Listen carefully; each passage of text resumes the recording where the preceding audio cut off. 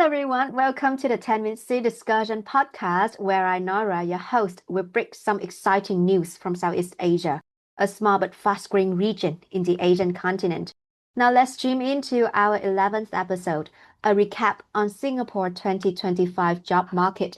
Can we move from anxiety to opportunity?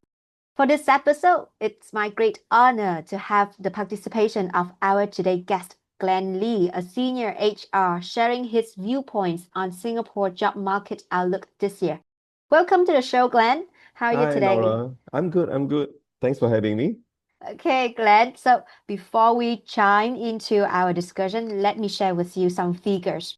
According to the MOM, retrenchment rates in Singapore are still within the normal range, around 1.5 incidences per 1,000 employees. Yet, that doesn't mean the local job market is reaching a more positive milestone. A report by the MOM shows that the job vacancy rate witnessed a decline from 3.2% in first quarter to 2.9% in second quarter as companies are becoming more cautious in hiring. Most try to hold back on headcount due to the current global uncertainty, weighing on hiring and wages across sectors. Given Singapore's recent labor market conditions, particularly the drop in job vacancies, how has it shaped job seekers' confidence and job search behavior? And what is the expected trajectory of these attitudes heading into 2026? Well, for the next few years coming, there's really quite a lot of uncertainty in the market. The world is getting much faster pace in this digitalization world. And then with this market disruption of AI, and companies is trying to stay competitive and innovative at the same time. And this, I will see that this is a really, how fast we get through this is how well we go through this teething process. Uh, in fact, this is nothing new. And we are at an era of what we call the Industrial 4.0, where we go digitalization.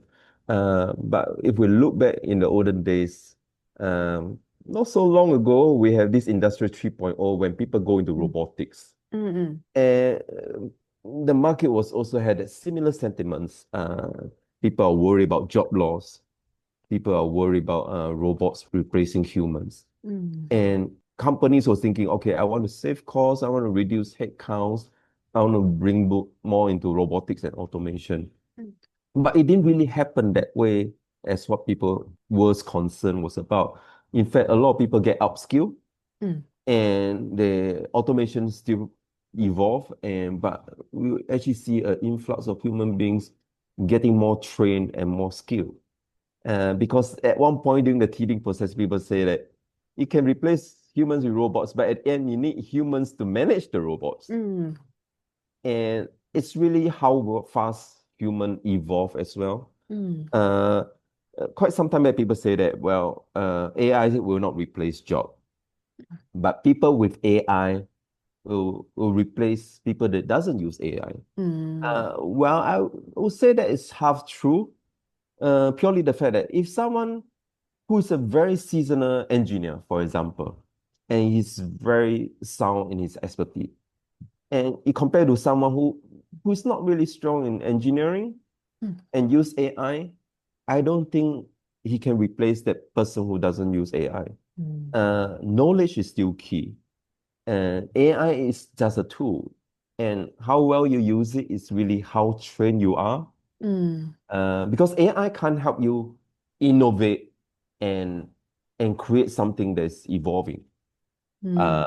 They only can create something based on how you train it to be. And because basically they only based on what they know. They don't think out of the box. They don't have the creative mind like human being, the emotional aspect, where a lot of creation, a lot of things we done is also based on our human strength, which is the emotional and sentimental aspect. We relate that. It's just like maybe AI can help you invent a new dish. But if you talk to any chef, they will know that, well, you want to create a dish, you have to be emotional attached to it. It tells a story. It has a foundation. So Uh, with this market coming out, businesses need to realize what they really need for their business. Mm, Uh, and they need to actually find out what's the what do they get to become productivity. mm, I have seen quite a lot of business say, we're going to use AI in our business, we're going to use AI mm, tool, we're going to do this, do that at the end. But what purpose is it trying to solve? Is there a problem that you feel that the AI can replace it? Uh, AI can make your stuff more efficiently, but not necessarily the way we want it. For example, a boss may tell you, I want a report now based mm, on the data you have. You can dump everything into ChatGPT and they'll come out mm, with a very comprehensive report. And within minutes, you give to the boss, oh, here's the report you want. But how the boss can look at all those comprehensive report and make a decision mm, and analyze, it's a different story. Does the boss then throw in the report and say, tell me what should I do for the company? You can't. You really have to know what matter to his heart and what matter to him emotional aspect, that what is really needful for the business. So they have to really know what AI can really solve what kind of problems mm, and how does it help in productivity. mm, Making AI in the tool can make things faster, but not necessarily more effectively. mm, If everyone give the boss 10 reports every day that's so fast, can the boss manage it and make sound decision? You can't. mm, Uh, you really have to know what you are seeking that can help the business and and and most important, help the business to innovate. mm. Yeah. Okay, because you mentioned about AI, about the 4.0 era that we are in. Mhm. So I also want to share with you a report by the World Economy Forum. It also agrees that almost 40% of job skills will change by 2030. And employers say skill gaps remain the obstacle to transformation. Yeah. So my question is that, like, are employees receiving enough upskilling they need, and where does Singapore stand in this landscape? The current government and industry initiatives like Tech Skills Accelerator or career Mhm. conversion programs, are they actually producing the results that we hope for? Uh, the answer is both yes and no. It's really Mm, quite tricky. I'll give you one example. mm, Not so long ago, 2, 3 years ago, mm, there was a lack in data scientists. mm, And if you can find someone who is really good in data scientists, you easily get a five-figure salary. mm, And there's a lot of people then flood into doing data analytics, data scientist courses. And now, after 2, 3 years' time, we have flooded the market with so many data scientists trained background. They may not have enough experience, mm, but they are trained. And all of a sudden, it's like, do I still want to pay a five-figure salary mm, when I can find data scientists almost everywhere? Uh, so people are picking up skills thinking that's what the market need. But that can be tricky because the market is evolving very fast, because just by this data scientist example itself, it was just 2, 3 years back. And now it's overflooded with data scientists. But there are skills, the government is providing a lot of skills for people to upskill themselves.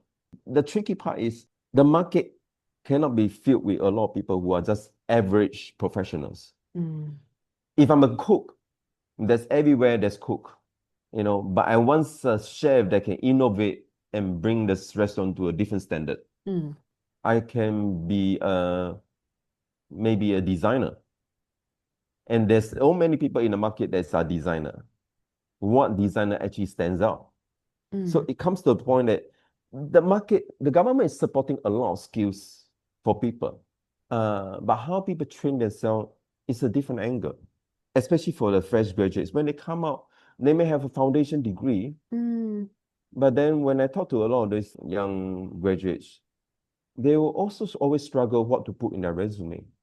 mm, Uh, because as a HR professional, I look at resume, everyone have a degree. And how well they wrote a resume is just another story. But what I'm actually looking for is how can they make a difference in the mm, organization? So I don't need an average graduate. I need someone who can actually stand out and add values to the organization. That's where a professional can make a difference. Let's say now I'm an accountant. I can find any accountant if I want to pay a 4, 5 thousand salary. If salary is not a limit, I can pay a good market rate salary. What makes me want to hire an accountant that fit in? yes, we want to look at culture fit, right personality, those things. But what if you make all these chatbots and there's few of them is also a good personality like yourself? Then that's a bit tricky. But if I actually look at the CV that someone actually do something different, for example, if I'm an accountant, while looking for a job or in my spare time, I come out my own personal project that apply my own accounting skill. I may use AI as a tool, I may come out all these things, I may simplify a process, but come out a little mini personal project to maybe come out a problem statement and then come out your own mini project, how you solve it. And that could be into your resume. They say that I can do things like this, that initiative. I'm not paid to do it, but I can be creative and innovate. That is something AI can't replace you. That is something stand for professional, and that's what makes you be able to add value to a business. If more professionals do that way, right, your resume will stand out because I do know that when I bring you in, you can solve problem, you think out of the box, and you think of what, with your ability, what kind of problem you solve. It's just like going back to the robotics. You need a really very strong engineer who know the process so well that I don't want to put robotics in everywhere. I will still have process that I need manual effort. But there are certain things that I require the precision, the accuracy, the zero error, zero product mistake kind of thing. I want to focus on that robotic part. And that's where you need an engineer who know the problem that well, find the root cause, and solve it with a state-of-the-art solution. Likewise, when people in this market now, you can't just have a foundation knowledge and think that you can make it in the society. It's getting a lot more challenging, more tricky. People need to evolve and they must learn to use the tools that help them with that. AI itself is just another tool. If you can use that tool really well, you can make it to your advantage. You just also mentioned about fresh graduates, and it just reminds me of the current struggle among the graduates these days. Like most of them struggle for at least like 6 months after graduate to really land a full-time job. May I ask, if this trend continues, what risks does the economy face from losing out on its young workforce? And what steps should both the education sector and policymakers take to minimize these risks? Maybe also prepare the young people for a very tech-driven future. It's going to be a continual problem for this. And because now the industry, if you know the market, businesses are everyone facing their own challenges. And because of the fast pace, the society we are in now, innovation is key. And they want people coming with the right experience, come in, plug and play, solve problems, bring the business to life and bring it to the higher level. Sometimes some businesses, especially startups and growing business, they don't have that bandwidth to bring in a fresh grade and train. They need expert coming in. But having said that, it doesn't mean that you write off fresh graduate right away. I think universities and businesses, since the beginning, they have been collaborate with the school, industrial attachment, all this stuff. But it have to actually evolve further. That means students maybe at their final stage of their education, they really have to plug into organization where they'll be exposed to real life business challenges and also part of their transition to how can they solve the company use. It's very similar like the medical industry. When you study medical, you don't do your whole degree and then after that you say, okay, now you can go to the hospital, you can operate on someone. I don't think anyone have that confidence right away. And it's even more taxing now for any graduates, regardless what kind of professional you're in. But what the medical school does is, after if I'm not wrong, the third or fourth year, they start plugging into the hospital. They get exposed to the work environment, they get involved with some of the day-to-day operation. They get into the field, they blend in gradually. And then as they graduate, they already know how to make certain decisions. They have certain sound mind of what the operation will be like, and they will also practice their skill set and upgrade themselves along the way.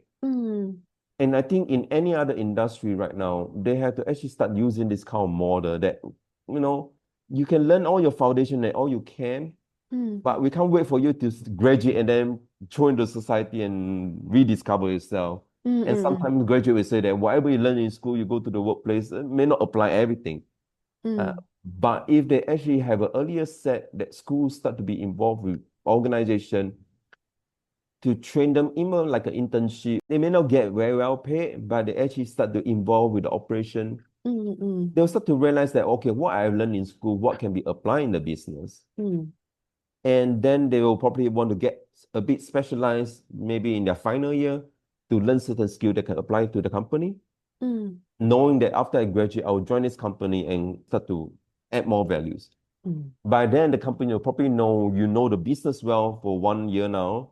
You help with some little projects, we help with some operation. You probably can come in and take out a bigger responsibility, which I think a lot of business will still need that, because that also will help them bringing the cost down than trying to hire very experienced staff. They hire graduates that actually already know your business, your culture, your practice, and then train you along the way so that you can perform. Businesses are going the high cost. One of the reasons hiring has a slow pace is people want to spend more wisely now. It's just like now the shopping behavior. It's same like employment. If I go out, I go to a brick and mortar shop, I look at certain stuff. I want to make sure that I bought it at a really justifiable price.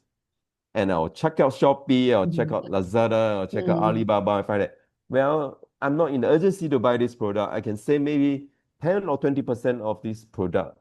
Why should I buy from a brick and mortar store? So people are getting very savvy in how they spend. Likewise, in businesses, owners are also very careful how they spend, and they want to spend value for money. Yeah. But if now I give you something why Kickstarter concept works, it's like, let me give you some trial how this product gonna work and get you have a taste of it. And I walk you through the development phase and all these things, and by the time the product comes to life, you know that it's gonna help you. And people get excited about it because it's sort of like customized for my need. And if you apply the same mindset to school, that going to mold certain students, they will be trained degree by the school, but I get to take them in certain time of their life in school. They'll be trained in certain expertise that is needful for my business. Then I'll be more than ready to take this person in, because I already passed the phase of teething or orientate the 1 year hand-holding kind of part. They probably come in as a more matured professional, ready to adapt, ready to add value to the organization. So that will actually maybe close up the gap of taking long time to find a job.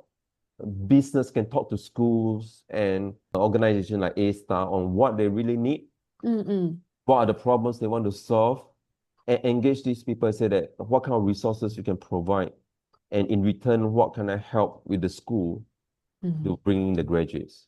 A lot more collaboration. This will actually then serve a closely knit relationship that academic help the business bridge the gap for graduation. If we don't go into that, it will back to the traditional way.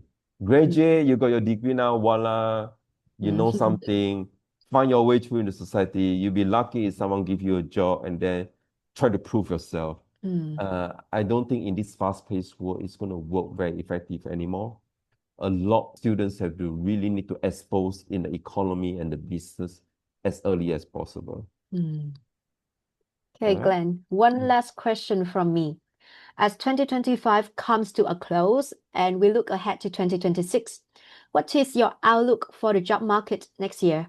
Are there any emerging trends, potential challenges, or significant shifts that employees, new graduates, job seekers should be aware of? Will there be any opportunities for the majority of workers? How can they best prepare themselves to remain resilient and adaptable amid the changes? With this going market now, I do feel students have to be very open about what they want to pursue. Don't be afraid to try new things. Unlike the professional groups, you're accountants, you're lawyers, you probably just go into that sector, be an auditor or be an accountant.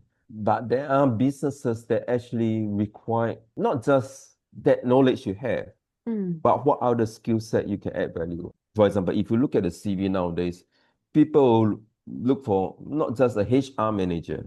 They want to look for someone who is both finance and HR manager. If you look at perhaps someone as a kitchen helper, they also want someone that actually can also do waitering. The job scope, people are looking to more overlap kind of role. that it doesn't deviate too much. It's not something new. There were, back in the olden days, we look at people that have marketing skill, but you also can do sales as well. So that you will start to see a lot more roles coming out that is a lot more unique, data analytics and yet programmer. So people actually had to then double out on their skill set, find some things that they are passionate about, and add out to their skill set. Let's say you're an engineer. And engineer, I take out Six Sigma, I take out process improvement, I take out operation thing. It actually equipped me as a better engineer. And I go into a company, I don't just do engineering stuff, I can do operation stuff, I can do project stuff, I can do process improvement. Graduates have to pursue certain skill set where the Singapore government is providing already that platform to upsell themselves so that when they go into an industry, they can actually, people who don't hire you just for a degree, they hire you for diverse values you can add to the company. And companies are more willing to spend in that sense. Yeah. Because I know I can bring in something that maybe there's certain project, all these things. I may not want to hire a project manager, but I may have someone that actually can add out a secondary role as a project manager. And that will help all these fresh graduates to upskill themselves pretty fast. Not just for the graduate, for all those matured professionals. You start to see the trend, what the market needs. I mean, a lot of people now move into AI course and all these things. Yeah, that could be useful, but at the end of the day, what kind of values are you adding to the organization? Because AI tools, anyone can pick it up anytime. It's just an open AI concept that if you know how data are being used and interpret and made into a solution, everyone with that thinking mindset can use that tool effectively. But you must have certain foundation really well in order to apply the tool to work for you.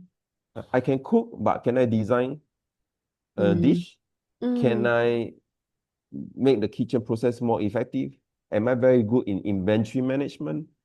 And I very good in the restaurant branding and culture. All these are different skills. If you have that skill set, I'm more than happy to hire this kind of cook that can add value to different angles of the restaurant. But I just know that I only know how to cook. I don't know how to do anything else well. There's quite a lot of cooks out there. So by evolving that, when you actually make yourself more interesting, more diverse, you also you will start to realize like polishing all these skills. You also make yourself a bit more indispensable in the organization because you are able to shift your footing around in the business. Yeah. So the job market now you start to see quite a fair bit of shift in the angle that people, if I want to spend wisely. I don't want to spend someone with this thing. Maybe I want to spend someone that holds certain dual responsibility. And sometimes you look at that job scope and say, well, I have this skill, but they also need something else that doesn't have. But then you start to realize that, well, businesses are getting ridiculous. How come they need so many dual roles? But this is how the economy is changing. And if you feel that I just know how to do this job, I can't do the other aspect, have you actually then wondered that if I can do both and market need this, I become more unique? People really need to upskill themselves in that sense. Like just for my background, I'm engineering trained. But over the years, I evolved from consultancy, management consultancy, and then moved to HR. Which I do see myself putting myself in a diverse industry because I can go into operation. I know what the operation need, and I know in the back end how HR can support that in the talent management and strategic growth. So people have to start seeing that kind of angles that is moving forward in the market. I agree with you. Yes. For the current fast-paced market and very tech-driven, we have to admit that staying diverse, upskilling, and be open-minded to whatever opportunities, whatever possibilities that we can develop ourselves into. It will make ourselves more unique, more interesting, and we can also add more value to ourselves and to the business as well. Exactly.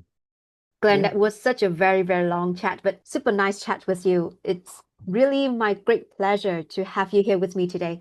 Thank you so much for your viewpoints. I hope we'll have more chances to talk again and wish you all the best to come. Thank you, Nora. The pleasure is mine. You have a good day ahead, yeah? Yeah, you too. Thank you so much. Goodbye. Thank you. Bye. So that's the end of today's episode. I hope you enjoyed it and found the news interesting. For your convenient reference to further details of the news I mentioned, please find the links to my blog page in the description, where I have compiled all the related information. If you have any questions, or you want to discuss more on what I shared today, please leave your comments below. I would love to talk to each of you more as well. You can search for more episodes of this 10-Minute Sea Discussion podcast on Apple Podcasts, Spotify, YouTube Podcasts, and my own blog page. Thank you for listening to today's episode all the way to the end. And I hope to see you again in my next episode of 10-Minute Sea Discussion, which will be released soon. Once again, this is Nora, your host. Thank you so much and goodbye.